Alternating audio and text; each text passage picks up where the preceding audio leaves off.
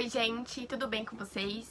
Ontem a gente teve o jogo Palmeiras e Ferroviária, né, pela penúltima rodada do Campeonato Paulista. Mas antes, comenta se você gostou do jogo, se você não gostou, o que você achou, pra quem você torce. Eu queria ressaltar que, assim, o nome do jogo foi o Rafael Veiga, sem dúvidas. Se alguém tava receoso dele voltar num nível abaixo do que ele tava trazendo pra gente, né, no ano passado, principalmente, deve estar feliz, né? Não estamos com medo mais. Ele vem, assim, de 11 participações em gols em 10 jogos, o que é, assim, um número impressionante. Ele tem mais de uma participação por jogo. Então, assim, 5 gols, 6 assistências. Inclusive, no jogo de hoje ele fez um gol e deu uma assistência, né? Então, assim, ele foi o nome do jogo. O Palmeiras reassume a liderança geral do campeonato com 27 pontos, né? Atrás vem São Bernardo, que ganhou do São Paulo no sábado. Os dois são do mesmo grupo, o que é interessante, assim, é diferente. Normalmente a gente vê a competição pela liderança geral, vindo, assim, geralmente entre os grandes. E no caso, a gente vê hoje o Palmeiras e o São Bernardo, né? O primeiro e o segundo do próprio grupo e da geral, o que é bom. Se continuar assim, vai decidir todos os jogos em casa. Todos os que disputar, né? Quarta, semi, se chegar numa final, vai decidir tudo em casa. Mas então, a gente começa com o Palmeiras titular, né? Ainda não tem outros campeonatos pra disputar, então o Abel vai entrar com o time titular, né? Salvo exceções de lesões, enfim. Ele começa com o Endrick de 9.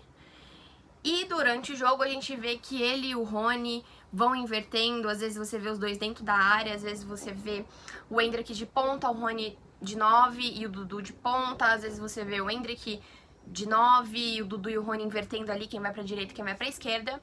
Mas a primeira chance do jogo vem com o Endrick aos 2 minutos. Assim, ele chega lá, chuta pro gol. Assim, não foi um chute muito difícil do goleiro fazer a defesa. Eu vou falar sobre o Endrick separadamente um pouco mais pra frente, assim.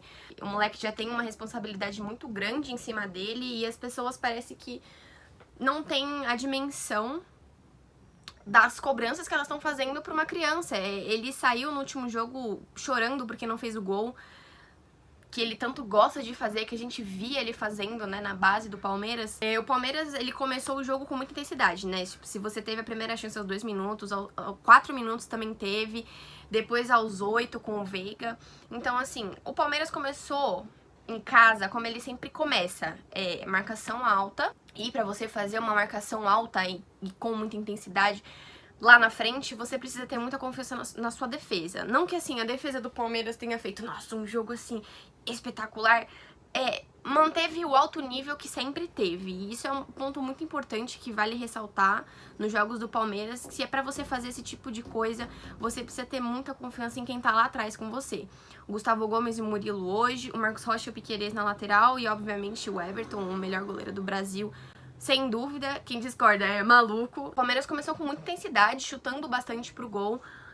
No total, no jogo, foram 15 finalizações, 7 diretos no gol. Enfim, o restante foi ou pra fora ou foi interceptado. A Ferroviária veio com uma linha de 5 e depois uma linha de 4 na defesa. Então, assim, veio bem organizadinho pra se defender e correr pra, né, contra-ataque. Porque quando você joga com um time mais forte que o seu, tanto fisicamente quanto coletivamente, e na casa do adversário, né, assim, o geral é você ficar um pouco mais na defensiva e buscar um contra-ataque. Os dois principais jogadores da Ferroviária pra fazer os gols eram o John Kennedy, emprestado do Fluminense, né, o pessoal já conhece ele, e o Tony Anderson. Inclusive, o John Kennedy, ele é um dos artilheiros, assim, do Campeonato Paulista, ele só fica atrás do Roger Guedes e do Galopo, do São Paulo. 7 gols, ele tem 6. E, assim, acho que a principal chance veio com ele, se eu não me engano. Assim, nesse começo de jogo foi muito mais difícil pra Ferroviária atacar, né? Chegar, assim, no gol. Sim, no total eles tiveram 10 chutes e 3 no gol. Então a gente vê que, assim, né, eles estavam mais jogando pela bola de contra-ataque mesmo, né? O Palmeiras talvez errar um passe lá na frente, ou o goleiro fazer uma ligação direta ali na frente, enfim. Eles estavam jogando ou com essa linha de 5 e 4 e 1 na frente, né? ou 5-3-2, defensivamente, quando o Palmeiras estava atacando. E ficou assim, bem intenso, até mais ou menos uns 20 minutos de jogo. Depois a gente até vê que o Palmeiras, né, deu não uma relaxada, mas uma segurada um pouco maior ali, né? Também não precisa desgastar tanto os jogadores assim. E a Ferroviária também não tava conseguindo ali fazer, assim, uma troca boa de passes, tipo, pra chegar no gol, né? E deixar com que o John Kennedy ou o Tony Anderson fizessem o gol. E aí aquela coisa, né? Quando a gente começa a comentar que o jogo está ficando meio morno, meio sem chances, e não tava travado por conta de faltas. O jogo em si não teve muitas faltas, assim. Teve um cartão amarelo só. Aos 40 minutos do primeiro tempo ainda, você tem uma chance de gol com o Dudu no contra-ataque, né? Ele consegue o lateral. E aí o Marcos Rocha joga pro Veiga, o Veiga devolve pra ele. E o Veiga cruza pra área, gol de cabeça do Gabriel Menino, que só ficou atrás do Veiga no jogo, assim, o Gabriel Menino, 2020, ele foi absurdo. E ele veio decaindo, assim, no futebol, na mentalidade, e agora, assim, ele tá voltando a jogar o que ele sabe. Ele fez, acho que o terceiro ou quarto gol dele, né, na temporada. Só fica atrás na artilharia hoje, pro Rony e pro Veiga, que os dois têm 5 gols. Ele fez, né, aí o dele hoje, com assistência do Veiga. E, assim, o Palmeiras sai do primeiro tempo com a vitória e volta pro segundo tempo um pouco mais ligado, né? Talvez dê um gás a mais você conseguir fazer esse gol, porque a defesa da Ferroviária tava muito bem postadinha, tava, tipo, muito certinha. Então tava difícil de chegar. Quando chegava, o goleiro conseguia defender, ou o chute era travado. Então eles chegam no segundo tempo bem mais, assim, ligados no jogo. E a Ferroviária, infelizmente, chegou um pouco mais desligada. O futebol é um pouco injusto nesse sentido, porque foi um jogo muito bom. A Ferroviária, ela não se acovardou pra cima do Palmeiras. Eles jogaram muito bem, eles se defenderam muito bem, eles avançaram muito bem quando tiveram que avançar. Mas infelizmente, isso acontece, eles estão numa zona de risco, de rebaixamento, ficou tudo para a última rodada, não tem nada definido nessa parte de rebaixamento. É triste, porque eles jogaram muito bem, eles foram um time, assim, que eles não precisaram fazer muitas faltas, eles jogaram, assim, com respeito e muito bem. Então é muito triste isso. O Palmeiras volta com grandes chances também, tem uma chance com o Gustavo Gomes, numa bola parada, que é um dos fortes do Palmeiras, né? Seja de escanteio, seja de falta, assim, quando você tem o cruzamento dentro da área, é um ponto muito forte do Palmeiras. O Gustavo Gomes tem até tempo de dominar e chutar, e normalmente ele faz gols de cabeça, né? O Endrick também, ele chuta, ele pega um rebote, se eu não me engano, ele chuta pra fora, ele tá muito ansioso pra fazer o gol dele, né? Mas a gente vê, assim, em todos os momentos os jogadores dentro de campo falando pra ele, tipo, calma, você tá indo, você tá chutando, você tá fazendo o que você precisa fazer dentro de campo. E aí, aos 15 minutos do segundo tempo, a gente tem o gol do Veiga, que é muito engraçado de ver, assim, ele pega, a bola vem meio que entre intermediário e o começo da área, ele chuta e, tipo, é gol, dá um leve desvio, assim, um jogador da Ferroviária. O momento dele é impressionante, né? Então parece que tudo que ele faz dá certo. Mas, assim, eu preciso ressaltar que o Dudu é um jogador, assim, excepcional. Eu acho que foi a melhor contratação do Palmeiras, sim, né? Nessa era de ascensão, né, desde 2015, que foi quando ele veio pro Palmeiras. Ele em campo, ele pode jogar em qualquer lugar, ele pode jogar na ponta direita, na ponta esquerda, um pouco mais como 10, e impressionante os números dele dentro do Allianz, né? E, enfim, às vezes ele pega umas bolas, assim, ele dá de calcanhar, ele faz parte de letra, não sei o que, ele avança, ele dribla, assim, é impressionante. Só queria fazer essa ressalva porque não é como se o Dudu tivesse ficado apagado no jogo de hoje. Achei o Rony, assim, não teve tantas chances no jogo, mas o Rony dentro de campo, ele é uma peça, assim, fundamental, principalmente na força de vontade, né? Falando sobre o Endrick, ele saiu aos 16 minutos do segundo tempo, né, pra entrar o Giovani. Uma coisa que eu queria ver era os dois jogando juntos. Eu acho um pouco difícil o Abel colocar os dois agora, assim, no começo, ou em jogos importantes. É difícil porque você tem que tirar o Rony e o Dudu, ou o Dudu, né, no caso, e deixar o Endrick. Então eu acho que talvez o Abel queira esperar um pouquinho mais pra fazer isso, né. Os dois são jovens, o Endrick muito mais ainda, né, mas o Giovani já tem 20 anos, eu acho ele já bem mais maduro que o Endrick. Dentro de campo a gente percebe isso. Não que o Endrick não tenha vontade, né? Muito pelo contrário. Mas o Giovani, ele não fica ansioso. Talvez a gente ainda veja esse ano os dois jogando juntos.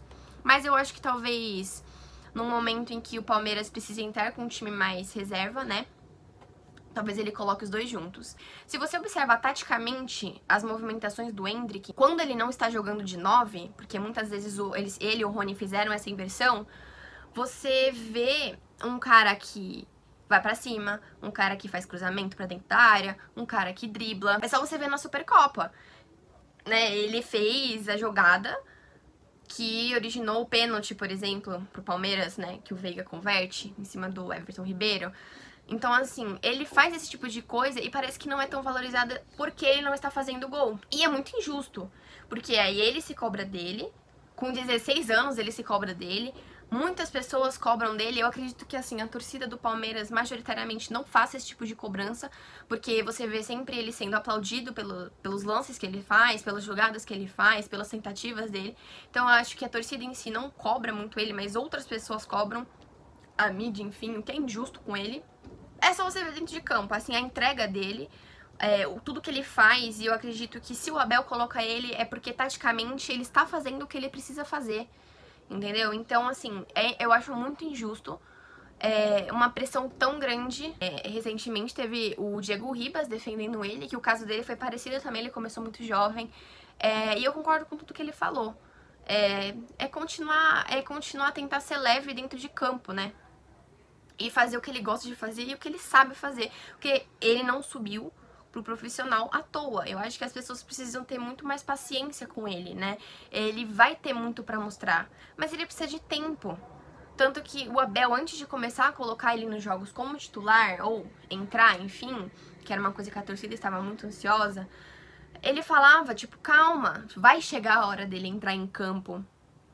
E é exatamente por isso que eu tenho certeza um dos motivos que o Abel não queria colocar ele. Porque a cobrança ia ser muito grande. O cara vem como a maior venda do Palmeiras, né, pro Real Madrid. Em questão de números, ele só fica atrás do Neymar.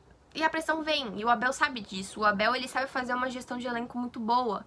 Ele sabe exatamente as coisas que vão, tipo, afetar os jogadores, né? O Endrick, ele vai fazer o gol. Eu acredito que ele vai fazer no momento certo, no momento que talvez o Palmeiras esteja precisando muito, uma eventual quartas de final, semi-final, enfim. Ele vai fazer o gol na hora que ele tiver que fazer. O jogo não foi 2-0, né? Foi 2-1. A Ferroviária conseguiu fazer um gol nos acréscimos do segundo tempo, de uma bola parada. Assim, é meio complicado, porque foi uma falha, assim, da defesa, porque ninguém acompanhou o cara, o Matheus Lucas, que entrou no lugar do John Kennedy, né?